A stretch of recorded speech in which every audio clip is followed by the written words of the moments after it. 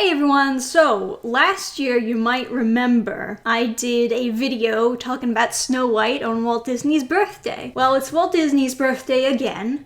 It comes every year. I thought it would be a little neat tradition to talk about a Disney animated movie every year on Walt's birthday, because I do love talking about them, and I guess I need an excuse to do it. So where do we pick off on the last video? Well, Snow White comes out, it's a huge success, more of a success than anyone could have imagined. Roy looks at Walt and he goes, "Alright, what do you want to do with all this money that we made?" And you know what Walt says? "I want to make an even better movie." That's my boy. That really does capture exactly what kind of person Walt Disney was. He doesn't make the movies to make money.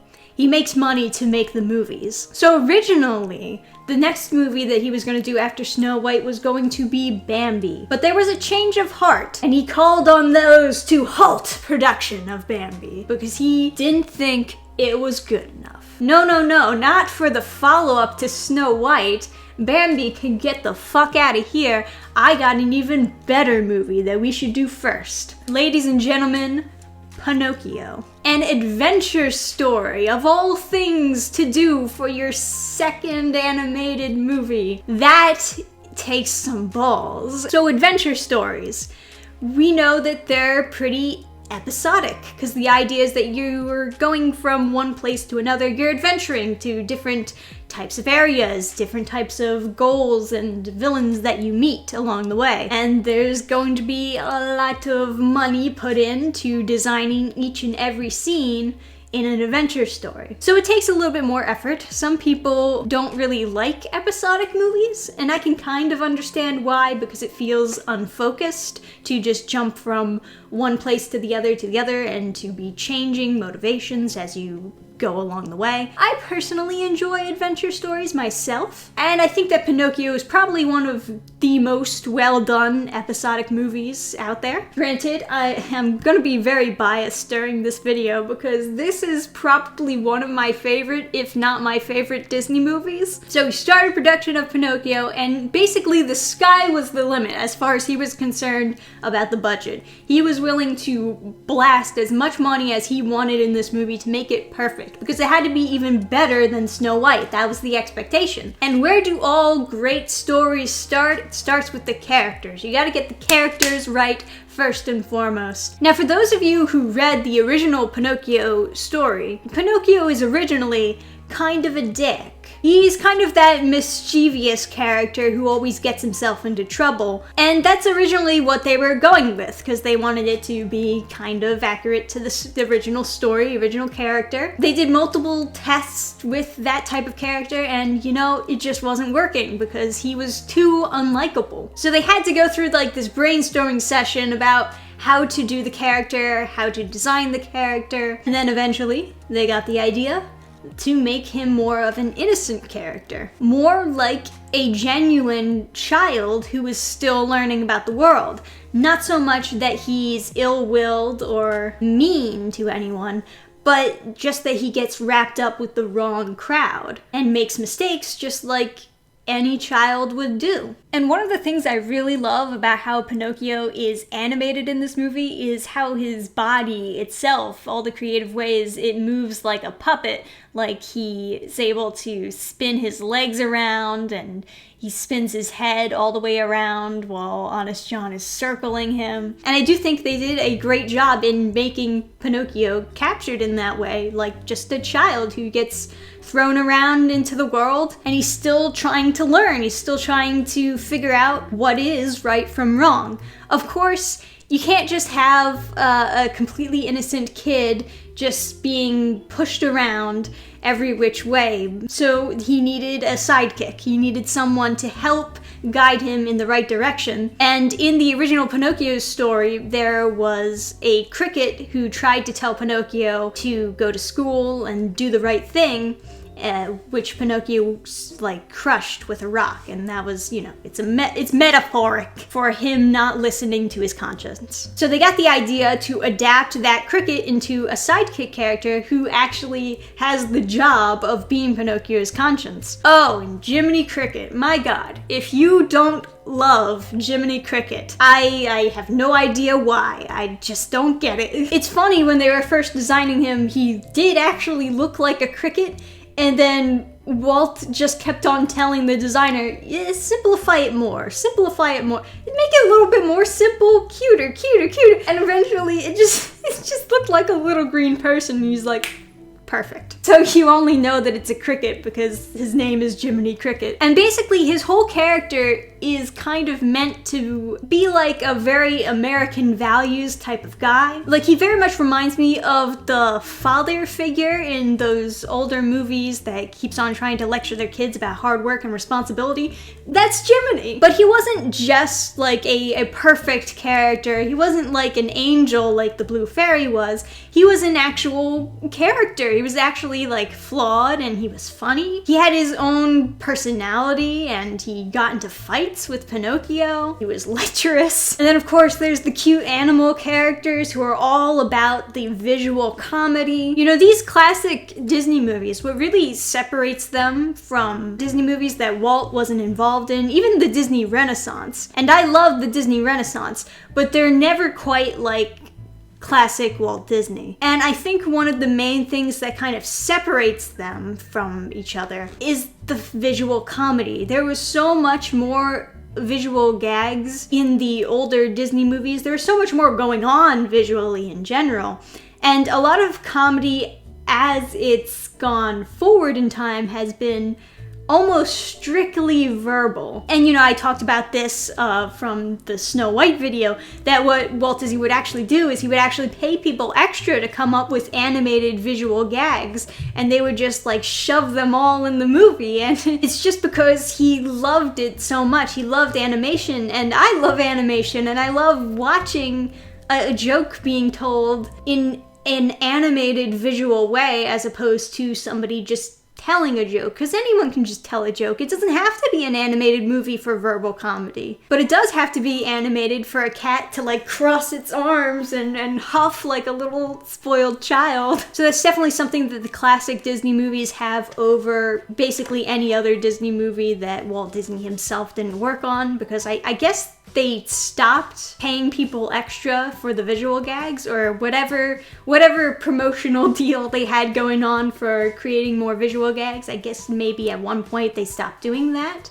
once Walt was gone. Oh, and then there's Geppetto. One of the fun things I think about Geppetto is the fact that they hadn't designed him yet until they got his voice actor, and Geppetto in the movie looks exactly like his voice actor, and they had the guy actually like reenact the scenes, and they used him as a reference. And Geppetto is also kind of a funny character considering that he's not really in the movie for that long. They really do such a great job of characterizing the characters in short amounts of time. You know, you see him dancing at the beginning, and he's just kind of silly. He likes the idea of like playing with his own toys. He teases the cat by like kicking him, and the night scene. He hears like a thump in the house. He's like, oh, somebody's in this house.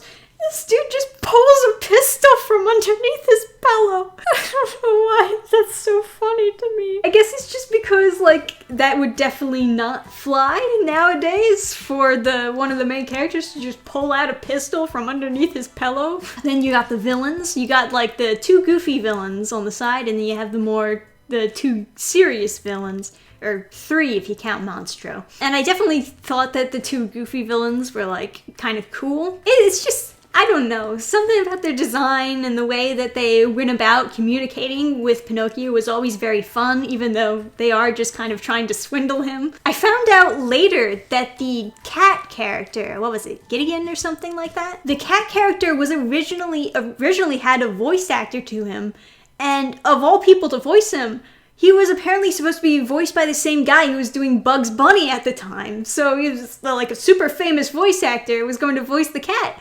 And then last minute, Walt is just like, I think he should be a mute, actually. We should have some more visual comedy in there. Because, like I said, you know that Disney loved that shit. So they just threw out all the lines. And the only time you hear this cat even make a noise is when he hiccups in one scene. It's like a little voice cameo. They also had Cliff Edwards do the voice of Jiminy Cricket. I don't know if he actually returned to do Jiminy Cricket when of course, you know, Jiminy Cricket is awesome, so they had him appear in other movies afterwards. But yeah, Cliff Edwards was a popular singer back then. Of course, you know, he performs When You Wish Upon a Star, which ended up being the theme song for Walt Disney's studio. And I guess he was like the first celebrity to really be in a Disney movie. I mean, nowadays you get a lot of celebrities in these Disney animated movies, especially during the Renaissance, and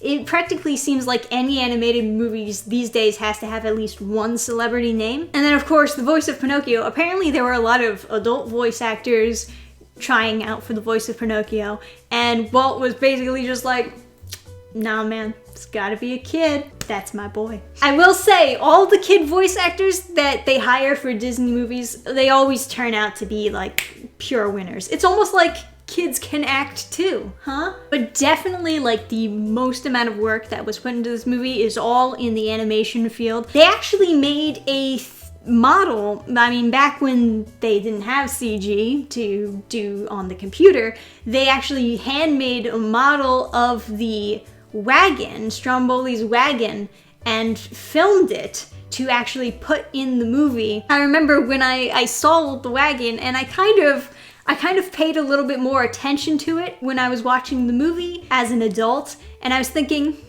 is that a 3D model? And yeah, it was. It was a 3D model before they had 3D models on the computer. Oh, and the cuckoo clocks. They actually made models of the cuckoo clocks, and they actually worked just like they do in the film. That's one of those things that I would have killed to have as a kid, one of those cuckoo clocks, because I remember seeing them in that scene as a kid. You see so many different clocks, and they're all doing their different things, and you think, oh man, that's so cool. I wish I had a cuckoo clock like that. And like another big thing that they had with this movie is the effects that they had with the water and the ocean. They put a lot of work into animating those waves. And you know, Pinocchio is a cautionary tale. There's a lot of things that Pinocchio is supposed to do that he's not supposed to do in order to teach kids, hey, don't do this. The books were obviously a lot darker. They had to Disney it up, but it still has those same moral lessons. It still has that same theme to it of, hey,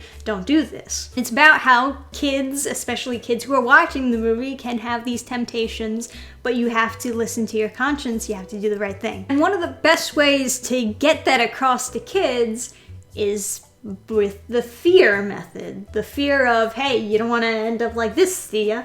Let me tell you, this movie was so good at capturing emotion. Because you think about, like, he gets captured by Stromboli, he puts him in a cage, and he starts saying that, like, oh, you're gonna be my slave, and when the people get tired of you, I'm going to kill you. This movie is rated G, and Pinocchio is just like holding onto the cage, screaming for Jiminy to come save him, and it's a sad scene. He feels really alone, he's scared. And then of course later on, the infamous donkey transformation scene. You know they made that super scary on purpose. Of course they did, because the whole point of Pleasure Island was they were doing all this crazy stuff that you're not supposed to do, and the idea is they're just like getting out all of their, I guess, childish angst. They're just like relieving themselves and falling prey to temptation rather than acting like civilized adults. And all the kids are smoking and drinking, which of course, like I said before, would definitely not fly in movies today. Yeah, I don't think Walt Disney wanted you to smoke. After all, it is what killed him. And it's so great how they work their way up to this donkey transformation scene, because they do it kind of in a humorous way at first, I guess to kind of lighten the mood, and then make it that much more dramatic when the mood changes to being very, fearful, because Pinocchio's watching him slowly transform. He's like looking at the beer like, oh, geez, I gotta stop drinking. And he's looking at the cigarette like, I gotta stop smoking this thing. And then his friend, who he stuck up for when Jiminy was around, is just freaking out. And he has no idea what to do. He's scared. All he can do is yell for his mother. And then we see the same happen to Pinocchio. And we're worried. We're really scared that the same is about to happen to him. It really is set up kind of like a horror movie. Like you watch someone else get killed and then you're like, oh God, the same is gonna happen to me because he's running after me now. But I also feel like, and maybe this is just from an adult experience watching the movie, but I also kind of feel like this need to protect Pinocchio as a child. It's like that very parent-like or mother-like feel. And of course, this later on leads to him finally learning to be brave and go out to save his father from the whale. And this is like his big moment to prove himself. And he manages to save his father, but he doesn't save himself. And the way that they show you that he doesn't make it, it's also very, very scary. So it's another scary, brief scene where Jiminy is just like calling out his name, looking for him, and then he stops and you hear like, whatever fucking trumpet tuba, and he's just lying face down, motionless in the shallow water. Of course it has a happy ending. I don't mean to just bum you guys out, but they do a good job making you care about Pinocchio and hoping that he follows the straight, narrow path, and they really make you feel for him and get scared for him when you see him start to slide. It's another big thing about Pleasure Island. People who talk about this movie, they always talk about like that donkey scene like being so scary, and they're like, they never really wrapped that up, did they?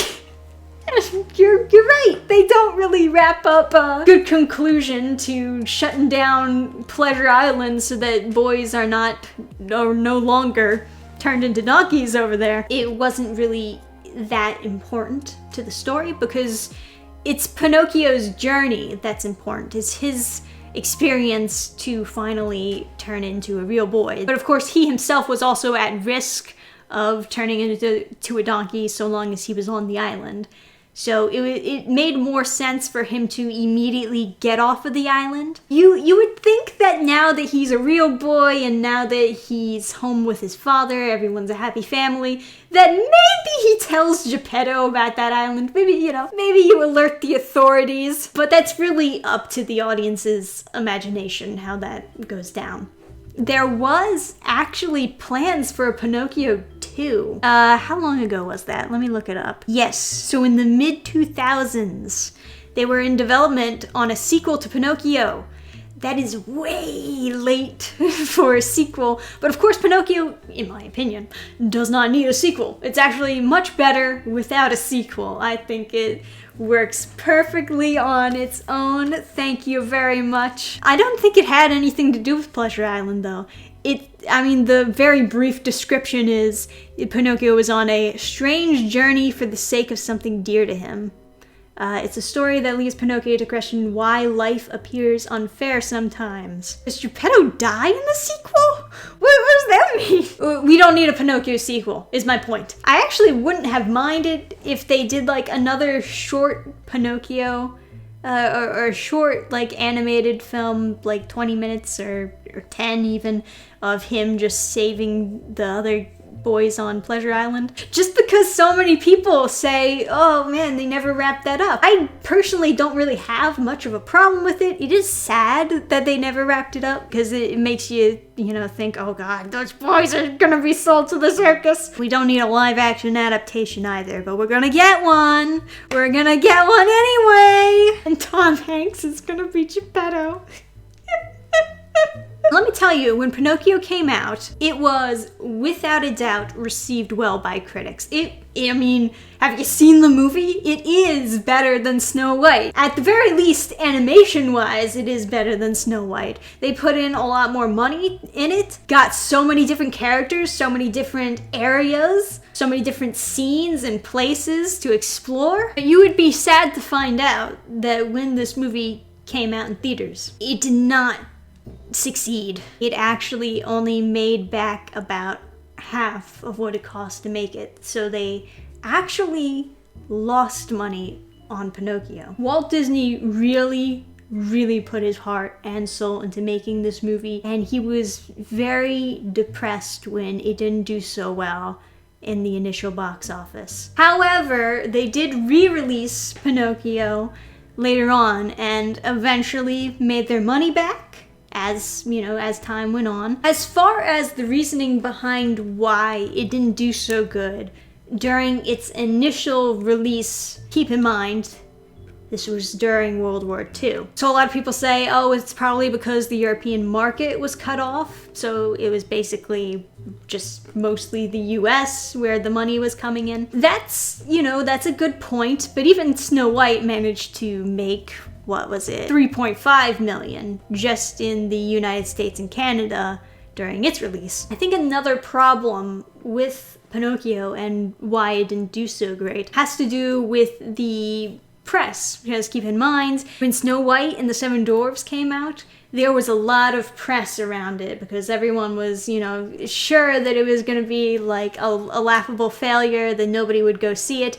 And because so many people were talking about it, word spread around and people wanted to see it. They wanted to see how it turned out at the end. Of course, Pinocchio would be getting press if it's going to be like the follow-up after the huge success of Snow White, but it's also during World War II, so there's other things that are taking up the media. The same thing can be said of Dumbo. When that came out, Dumbo was a success, and it was supposed to get a lot more press than it actually did because what happened afterwards? Pearl Harbor. So it was a really tough time to make movies.